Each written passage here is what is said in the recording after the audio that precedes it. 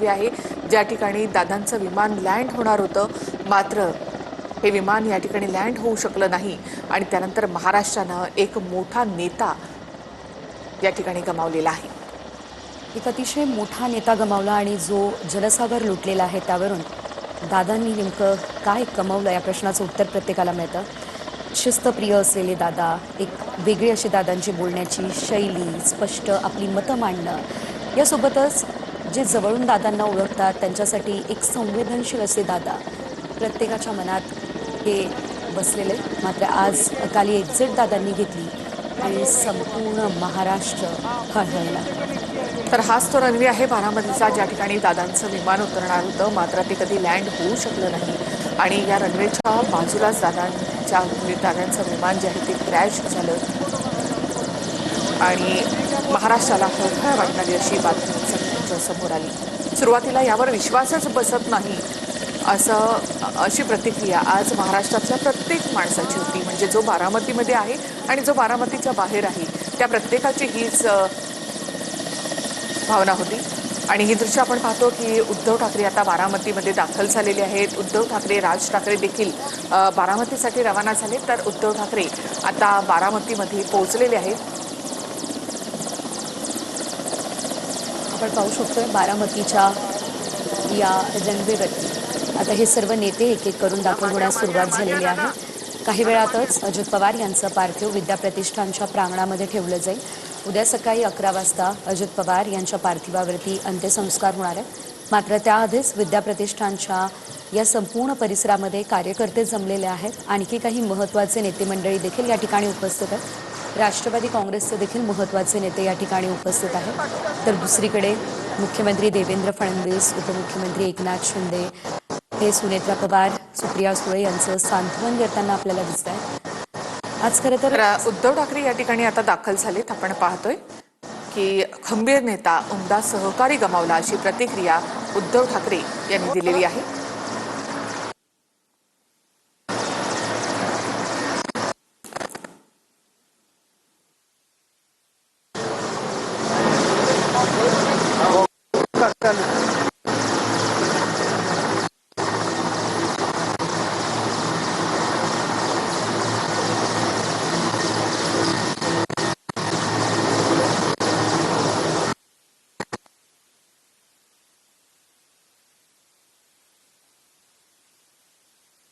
आणि अपघात नेमका कसा झाला याची तपासणी या ठिकाणी केली जाणार आहे. तर त्याचं हे पथक आहे जे आपल्या प्रक्रियेप्रमाणे या ठिकाणी तपास करणार आहे की नेमका अपघात कसा झालेला आहे, कशामुळे हा अपघात झाला. तर या विमानामध्ये ब्लॅक बॉक्स देखील असतो, त्यावरून काही संदेश पायलटने शेवटच्या क्षणी दिला होता का, तर याची देखील तपासणी केली जाणार आहे. आणि या सगळ्यामधूनच नेमका अपघात कसा झाला हे देखील आपल्या समोर येणार आहे. याआधी सीसीटीव्हीच्या माध्यमातून आपण पाहिलेलं होतं की अपघात नेमका कसा झाला. साधारणतः 8:46 प्लेन क्रॅश झालं आणि हा मोठा अपघात झालेला आहे. एकंदरीत आपण जर पाहिलं तर हा अपघात ज्यावेळेस झाला त्या विमानाचा सांगाडा सुद्धा त्या ठिकाणी उडलेला नाही आहे. आणि त्यानंतर आता हे पथक या ठिकाणी दाखल झालेलं आहे जे की या विमानाच्या अपघातामागची नेमकी कारणं काय आहे, विमानामध्ये कोणती खराबी होती का, काही त्रुटी होत्या का, या अपघातामागची कारणं काय आहे, हे सर्व काही शोधण्याचा आता प्रयत्न या टीमकडून केला जाणार आहे. हे सगळं तपासलं जाईल, चौकशी या सगळ्याची होईल. मात्र महाराष्ट्रानं या सगळ्यामध्ये, या अपघातामध्ये एक मोठा नेता मात्र गमावलेला आहे.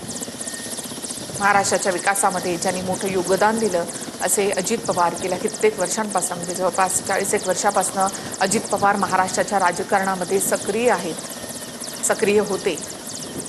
आणि आज अजित पवार यांच्या अकाली एक्झिटमुळे संपूर्ण महाराष्ट्राचं नुकसान, त्याचबरोबर राजकारणामध्ये देखील आणि एक पोकळी या सगळ्यामध्ये निर्माण झाली आहे. दोन दृश्य आपण या ठिकाणी पाहतो. आता ज्या ठिकाणी अपघात झालेला आहे त्या ठिकाणी हे पथक पोहोचलेलं आहे आणि या सगळ्याची तपासणी केली जात आहे की नेमका अपघात कसा झालेला आहे. काही विमानाचे अवशेष जे आहेत, VSR विमानाचे अवशेष जे आहेत ते या ठिकाणी पडलेले आहेत, तर ते देखील या ठिकाणी जमा केले जातील. ब्लॅक बॉक्स जो आहे तो देखील तपासला जाईल. त्यामध्ये शेवटच्या क्षणी पायलटनं काय नेमका संदेश दिला होता तर ते देखील तपासलं जाणार आहे.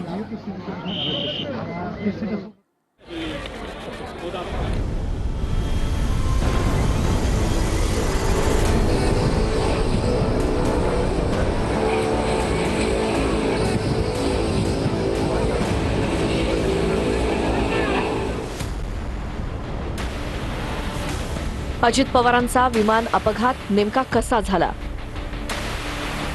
बारामतीत लँडिंगच्या वेळी अजित पवारांचं विमान क्रॅश झालं. जिल्हा परिषद निवडणुकीच्या प्रचारासाठी अजित पवार बारामतीला जात होते.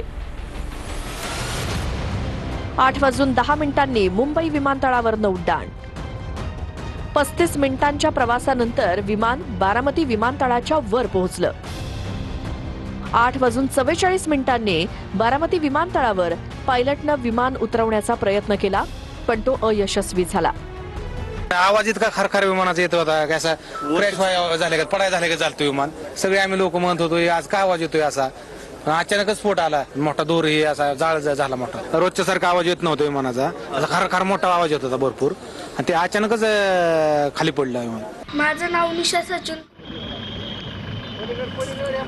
तर विमानाचे अवशेष आपण या ठिकाणी पाहतो. जिथे अपघात झाला त्या ठिकाणची ही दृश्य आहेत आणि पथक या ठिकाणी दाखल झालेलं आहे आणि फॉरेन्सिक टीम आता या ठिकाणी दाखल झालेली आहे. तर या ठिकाणी फॉरेन्सिक टीमकडून संपूर्ण तपास जो आहे तो केला जाणार आहे. या विमानातला जो ब्लॅक बॉक्स आहे तो देखील शोधला जाणार आहे. नेमक्या काय त्रुटी होत्या, कशामुळे अपघात झाला, का हे विमान लँड योग्य पद्धतीने करू शकलं नाही, या संदर्भात देखील माहिती घेतली जाणार आहे. आज संपूर्ण महाराष्ट्र हादरलेला आहे आणि ही जी पोकळी निर्माण झालेली आहे ती कधीही न भरून निघणारी पोकळी आहे. अजित पवार यांना दादा म्हटलं जातं कारण त्यांचं नेतृत्व तसं होतं. एकंदरीत महाराष्ट्राच्या राजकारणामध्ये काही असे नेते आहेत जे शब्दांनी नाही कामाने जाणले जातात आणि त्यातलेच अजित पवार हे एक. ज्या ठिकाणी अपघात झाला त्या ठिकाणी फॉरेन्सिक टीम आता या ठिकाणी दाखल झाली आहे आणि इथे तपास केला जाईल की नेमका अपघात कसा झाला, अपघाताची कारणं काय आहेत ती देखील आता शोधली जाणार आहेत. तर अपघातस्थळी आता फॉरेन्सिक टीम दाखल झाली आहे आणि इथले अवशेष जे आहेत ते गोळा केले जात आहेत. आजूबाजूला घडला आणि त्यामुळे त्या अपघात. तर आधी काही नेत्यांनी देखील या ठिकाणी पाहणी केली होती की अशा प्रकारे हा अपघात झालेला आहे. सकाळच्या सुमारास अपघात झाला, म्हणजे साधारणतः 8:45च्या सुमारास हा अपघात झालेला आहे. त्यावेळेला धावपट्टी दिसत नसल्याचा संदेश जो आहे तो पायलटनं दिलेला होता आणि त्यानंतर 2-3 वेळा विमान जे आहे ते हवेतच गिरट्या घालत होतं. रनवे दिसतोय असं कळल्यानंतरच पायलटनं या ठिकाणी विमान उतरवण्याचा प्रयत्न केला होता, मात्र ते क्रॅश झालेलं आहे. या दुर्दैवी अपघातामध्ये महाराष्ट्रानं एक मोठा नेता गमावला. एक एक करून नेते आता या ठिकाणी दाखल होत आहेत. चंद्रशेखर बावनकुळे आता रुग्णालयामध्ये ज्या ठिकाणी अजितदादांचा पार्थिव ठेवण्यात आलेला आहे त्या ठिकाणी पोहोचलेले आहेत. दादा भुसे, त्याचबरोबर संजय शिरसाट, पंकजा मुंडे या ठिकाणी दाखल झालेत. पंकजा मुंडे यांच्यासाठी हा क्षण तेवढाच भावूक करणारा असेल. राधाकृष्ण विखे पाटील हे देखील या ठिकाणी दाखल झालेत. एक एक करून महाराष्ट्रामधले सगळेच नेते इथे दाखल होते कारण सगळ्याच नेत्यांशी अजित पवार यांचे खूप चांगले संबंध होते.